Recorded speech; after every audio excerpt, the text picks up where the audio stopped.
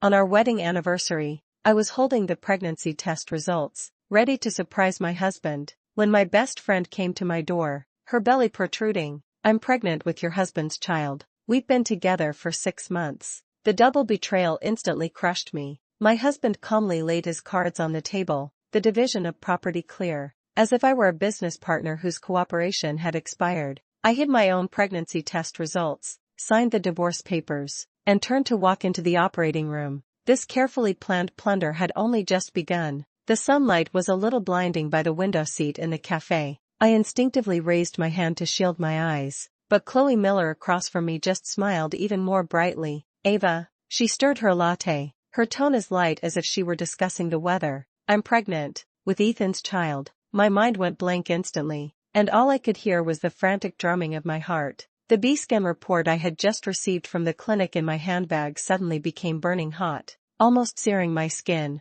Chloe seemed very satisfied with my reaction. She put down her coffee spoon, leaned forward slightly, and her meticulously made-up face wore an almost cruel pity. "We've been together for half a year, Ava. Ethan said he would divorce you and then marry me. Half a year." This time point was like a poisoned dagger, accurately piercing my self-righteous happiness. I tried to control the trembling in my voice. "So, you came here today to inform me, Buzz?" "I guess so." Chloe shrugged, with no guilt in her eyes, but rather a hint of imperceptible flaunting. "Ethan has long lost interest in you. You two are just wearing each other down. He said that being with you is exhausting. So tired." Such light and airy words, yet they are enough to crush my efforts and persistence over the past few years into powder. I looked at the best friend in front of me, the one I used to talk to about everything and share all my secrets with, and suddenly felt extremely strange. The sunlight outlined her slightly bulging abdomen, which contained my husband's child, and in my bag, there was also a slip proving that I was pregnant. How ironic. The script of fate is always full of such absurd and vicious coincidences. "Ava, let go," Chloe's voice continued, with a victor's attitude. "Forced melons are not sweet. Ethan loves me. He needs passion and understanding, not your kind of unchanging lukewarm water." Her words were like needles, densely piercing my heart. She even began to enumerate Ethan's dissatisfaction with me, those details that were embellished, distorted, and amplified by her, all proving that Ethan had long ceased to love me. "He said that every time he sees you living life in a step-by-step manner, he feels suffocated. Your concern is like a program setting, cold and rigid." I interrupted her. "Enough." My voice was abnormally calm. Even I was surprised. My heart was already a storm, churning and turbulent, but my face maintained an almost numb composure. "I will ask Ethan about these words myself." I picked up my handbag and stood up.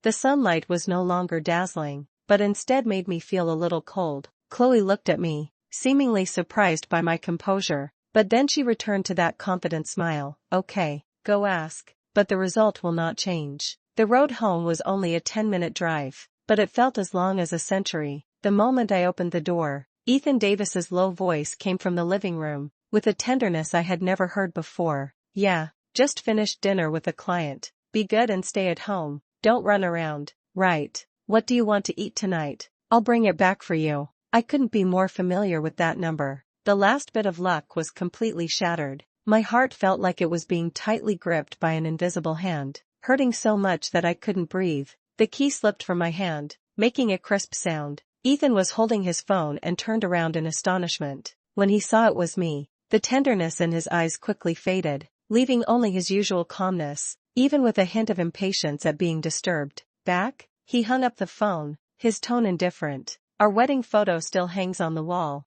and we are smiling sweetly in the photo. That was 3 years ago when we first moved into this house." Ethan worked as a project manager in a large technology company and had a bright future. I gave up a more challenging job and chose a leisurely administrative position, just to take better care of him and run this family. I remember when he proposed to me, he said, "Ava, meeting you is the most perfect code I have ever written, with no bugs." Looking back now, this code had already been implanted with backdoors and trojans. Chloe came to me. I walked up to him, my voice dry. Ethan wasn't surprised at all. He nodded. "Yes," she told me. He didn't even try to explain or cover up, just calmly admitted it. "She's pregnant." I said the sentence as if stating a fact that had nothing to do with me. "I know." Ethan looked at me, his eyes showing no guilt, no struggle, only a relieved calmness. Ava, let's get divorced. He walked to the desk, opened a drawer, took out a few documents, and pushed them in front of me. I have already drafted the divorce agreement. You can take a look. This house is yours, with no mortgage. In addition, I will pay you alimony on a monthly basis until you remarry or find stable employment. His tone was like he was handling the end of a project, calm, rational, and efficient. The division of property was clear and generous, almost like compensation. But this generosity felt more like an insult. My gaze moved away from the divorce agreement and landed on his face. Why Chloe? My best friend? This question seemed to embarrass him a bit. He avoided my gaze, walked to the window, and lit a cigarette. In the swirling smoke, his voice was somewhat muffled. It's hard to explain matters of the heart. Hard to explain? I laughed, the sound filled with desperate sorrow. Ethan, we've been married for 3 years, and you're telling me matters of the heart are hard to explain? He took a deep drag of his cigarette and slowly exhaled a smoke ring. There's been no passion between us for a long time, has there? We've just been tolerating each other. Being with Chloe, I feel relaxed, easy. These 2 words were like a heavy hammer, slamming hard into my heart. So, being with me is an act of endurance for you? Ava, don't be like this. He turned around, a hint of exhaustion on his face. Let's break up peacefully. It's Chloe. Break up peacefully. He ruined my marriage, ruined my trust, and now he asks me to break up peacefully. The last bit of strength supporting me completely collapsed. I looked at him, the man I had loved for 3 years, now a stranger. My hand subconsciously stroked my lower abdomen, where a tiny life was quietly growing, my child with him. But this secret, I decided to bury forever. Tell him? Let him hesitate because of the child? Or, let Chloe become even more hysterical? No, I don't want that. I picked up the pen and signed my name on the cold divorce agreement, Ava White. The handwriting was a bit shaky, but I tried my best to write clearly. I have only one request. I put down the pen and looked at him. Process the formalities as soon as possible. Ethan seemed relieved and nodded. Okay. There was no pleading, no hesitation, not even a trace of nostalgia. Our marriage came to an end in such a procedural way. The divorce procedures went exceptionally smoothly, so quickly it felt like a daze. The day I received the divorce certificate, the sky was gloomy, like my mood at that moment. I didn't go home, but went directly to the clinic I had booked. Cold instruments, the smell of disinfectant, blurry vision. I don't know how I ended up on the operating table, or how I got off. I only remember the doctor gently asking me if I needed to notify my family, and I shook my head. Coming out of the clinic, the sunlight was blinding. I covered my still flat abdomen, where there used to be a child of Ethan and me, a life I had been looking forward to. But now, it's all over. Pain overwhelmed me like a tide, and I squatted by the roadside, letting tears fall silently. This is the final price I paid for this failed marriage. I quit the easy job I had chosen for the sake of my family. Returning to the house that was once full of laughter but now empty and cold, I locked myself in, sleeping during the day and awake at night, like a ghost. It wasn't until Ethan's mother, Mrs. Davis, came to my door. As soon as she entered, she began to berate me for being inconsiderate, saying that Ethan was so busy with work, and instead of being understanding, I was throwing a tantrum and hadn't answered her calls for days. I leaned against the sofa, watching her spray spittle everywhere, feeling utterly exhausted. Mrs. Davis, I interrupted her, we're already divorced. She was stunned, the anger on her face instantly turning into astonishment. Divorce? Why didn't Ethan tell me? You woman, did you force him? He proposed it. I stated calmly. He fell in love with someone else. My best friend, Chloe Miller. She's pregnant. Mrs. Davis's face turned pale, then green. Obviously the news was a huge shock to her. She opened her mouth, wanting to say something, but in the end, she just pointed at me, unable to speak for a long time. This is no longer your home. I stood up, walked to the door, and opened it. Please leave. She probably had never been treated like this by me before, trembling with anger. In the end, she stomped her foot resentfully and turned to leave. Closing the door, I cut off her voice and everything from the past. I decided to sell this house. I don't need the compensation Ethan left me. I want to leave here and completely cut off the past. Just a few days after the listing was posted, an unexpected person came to my door, Chloe Miller. She stood at the door of my former home with a swollen belly and undisguised smugness and provocation, like a mistress surveying her territory. I heard you're selling the house? She sized me up and down, her eyes filled with disdain. What's wrong? Is the alimony not enough? I couldn't be bothered to waste my breath on her backslash.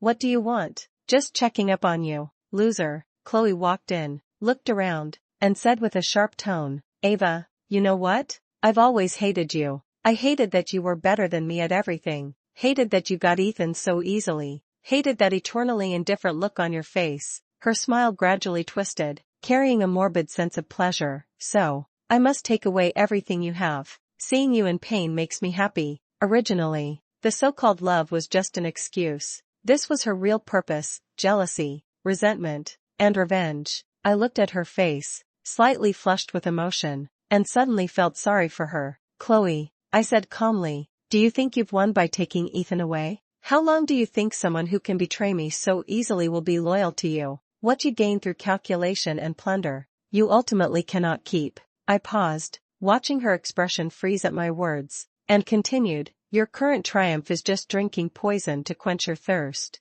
You and I are essentially no different. Both of us are pawns easily discarded by him. Just wait and see. Your ending may not be any better than mine. Chloe's face turned very ugly. She wanted to refute, but couldn't seem to find the right words. I ignored her and walked straight to the door. Before leaving this city, I did one thing. I made a copy of the B-scan report that I had hidden and anonymously sent it to Ethan Davis. I don't need his guilt, nor do I expect him to save me. I just want to add a crack to the picture of his and Chloe's happy life that can never be erased. To tell him that he once had the opportunity to have a child of our own, but he gave it up with his own hands. I returned to my hometown, a small county that you need to zoom in on a map many times to find. My parents are here, and my grandmother, whose patriarchal ideas are deeply rooted. When I dragged my suitcase and stood at the door, telling my parents that I was divorced, my mother's eyes immediately turned red, while my father silently smoked his cigarette.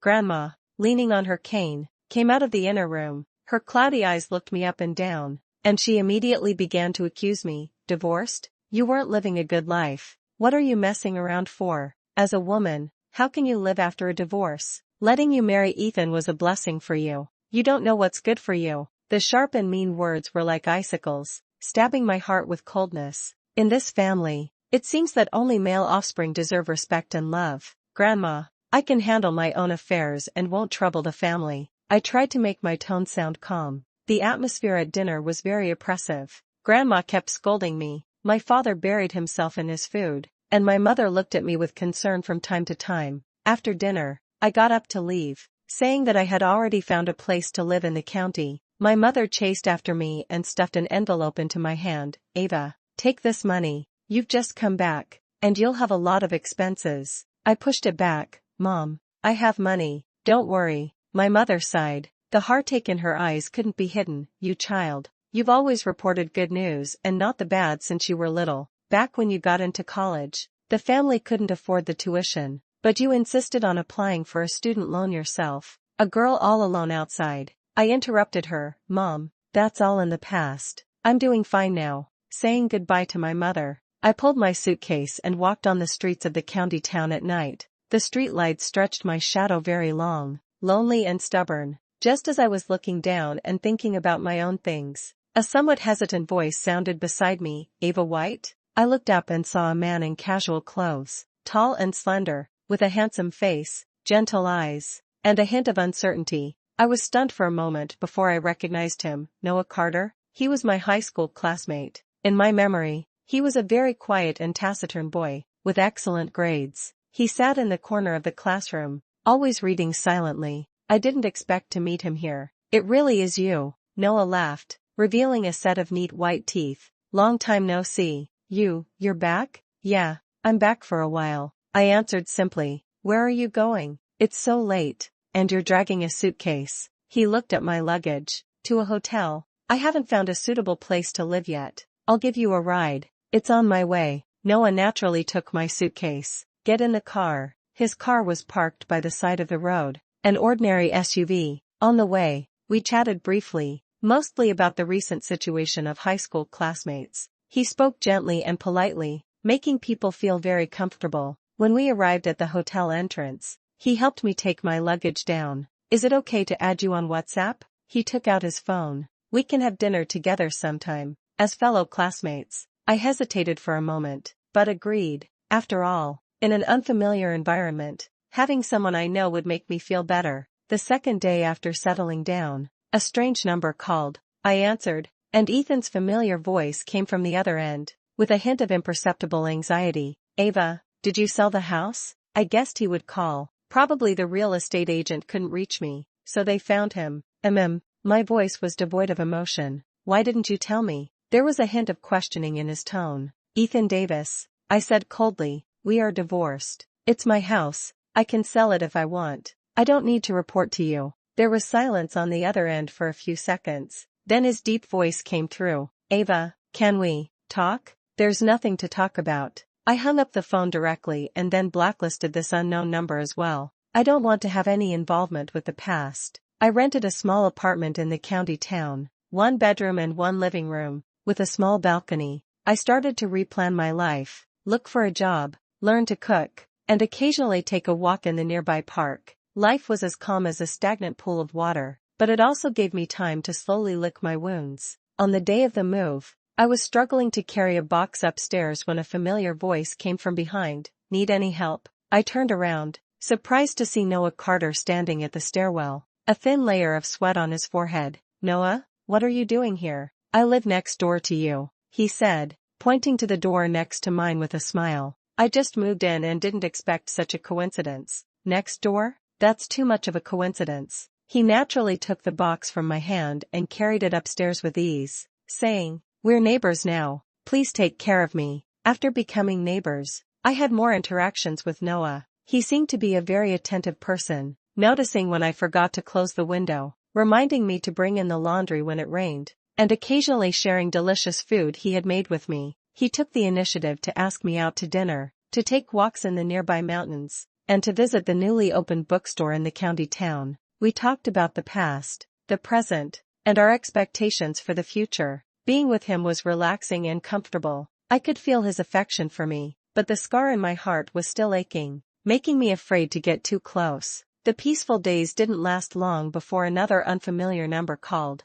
I hesitated for a moment, but still answered it. Ava. It was Ethan's voice, filled with deep exhaustion and hoarseness. It's me. What is it? My tone was distant. I just wanted to hear your voice. His voice was low, with a hint of subtle vulnerability. I miss you. Missing me? I almost laughed out loud. The man who calmly proposed the divorce, planned everything, and even gave such high-sounding reasons for the fading of our feelings, is now saying he misses me? Is that so? I curled my lips into a sarcastic smile. Did you quarrel with Chloe Miller? Or is her baby making you unhappy? The other end of the phone went silent, followed by his pleading voice. Ava, can we meet? Just once. Ethan Davis. We don't have any relationship anymore, I said, word by word, and hung up the phone again, and blacklisted him. Some mistakes, once made, are made. There's no going back. I didn't expect that a few days later, it wasn't Ethan who came to my door, but Chloe Miller. She looked terrible. Her face was pale, her eyes were dark,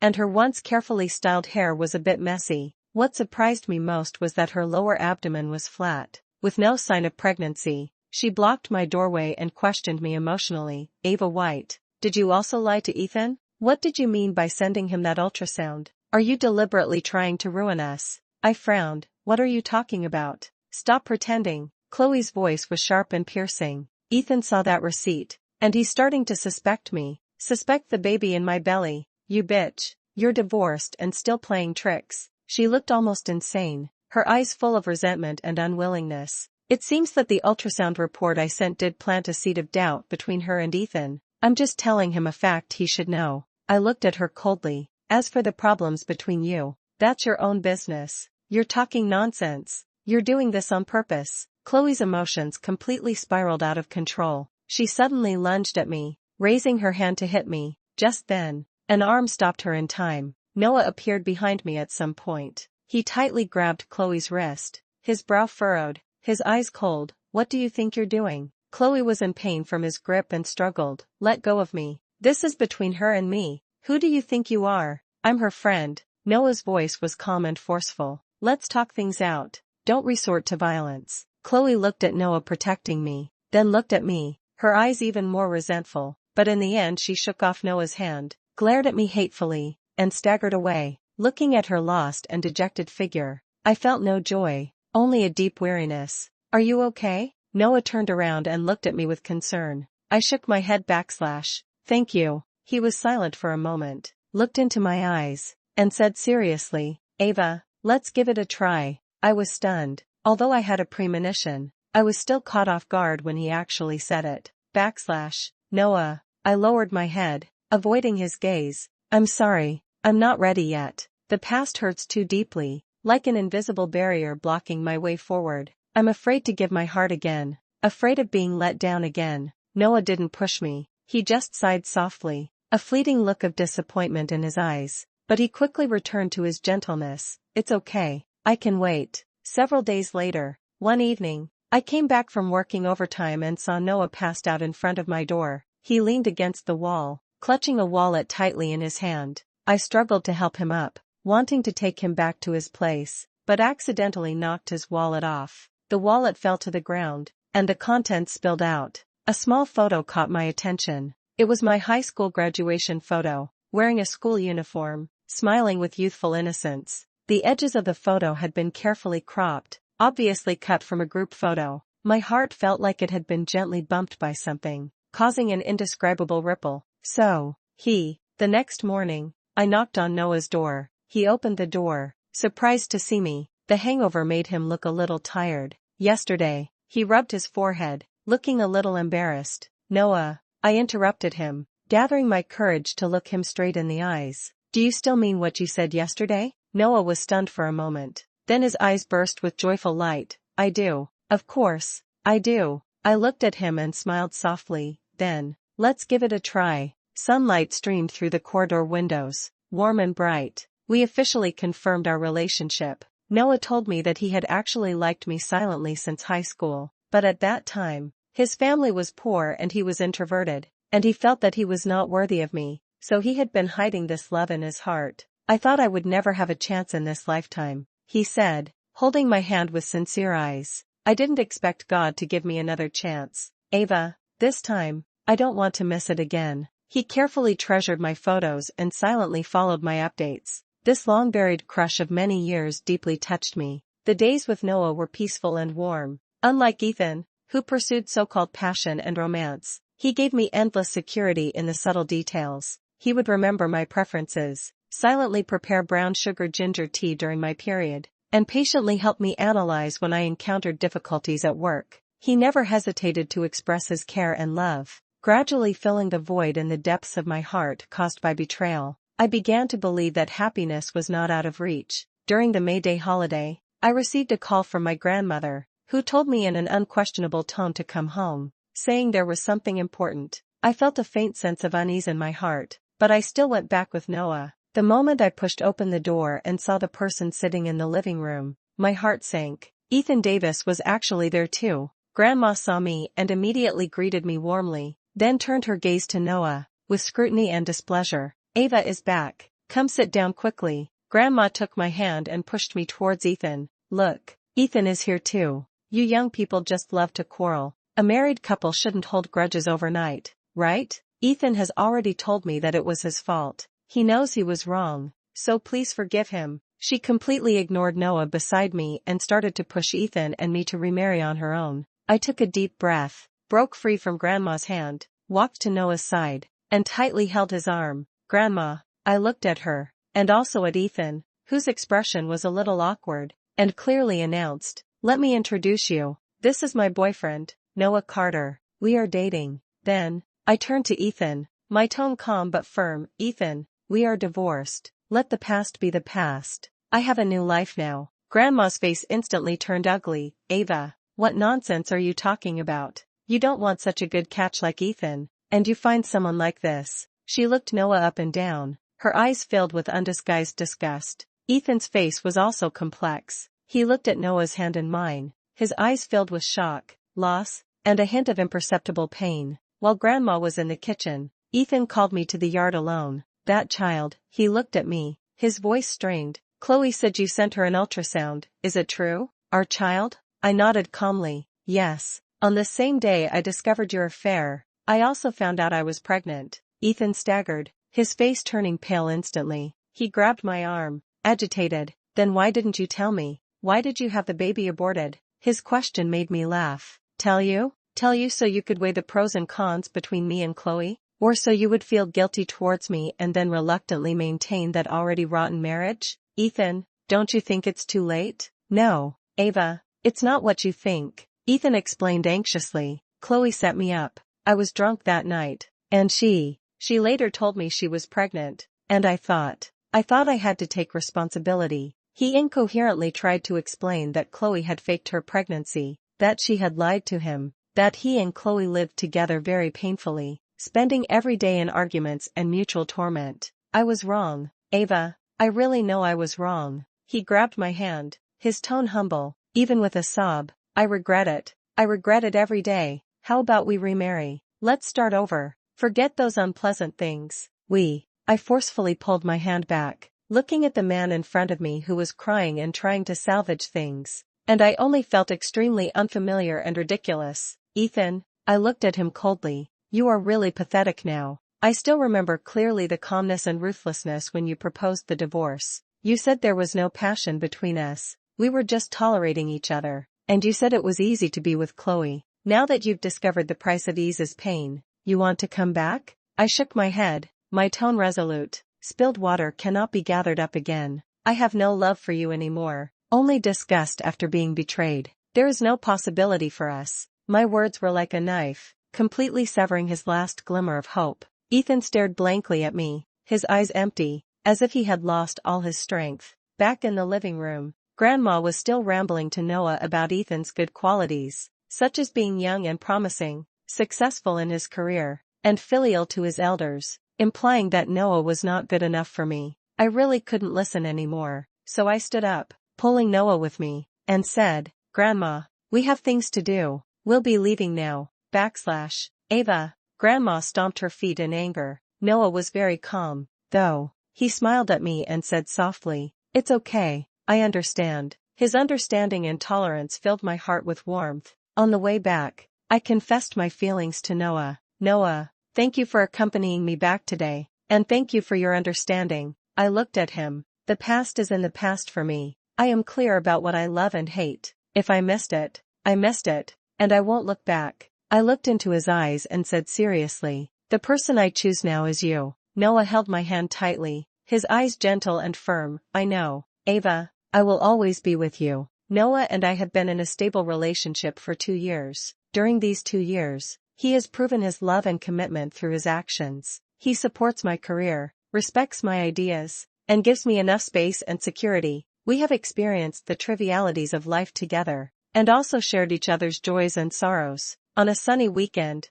Noah took me to the park where we first met, next to the intersection where I crouched down and cried back then. He knelt on one knee and took out the ring. Ava White. He looked at me, his eyes full of love and nervousness. Marry me, okay? I looked at his sincere face, at the starlight in his eyes, and tears blurred my vision. I nodded vigorously, I do. Noah gave me a grand and heartfelt wedding. He knew the haste and regret of my first marriage, so this time, he considered all the details thoughtfully and perfectly. From the venue layout to the guest invitations, everything was filled with my preferences. The wedding venue was chosen at a beautiful lakeside manor, with flowers and balloons decorating every corner. My parents sat at the head table, their faces filled with relieved smiles, wearing a pure white wedding dress, holding Noah's arm, walking on the red carpet covered with petals, looking at his gentle smile, and listening to the blessings of relatives and friends. I felt surrounded by immense happiness. The past pain seemed to have been completely healed,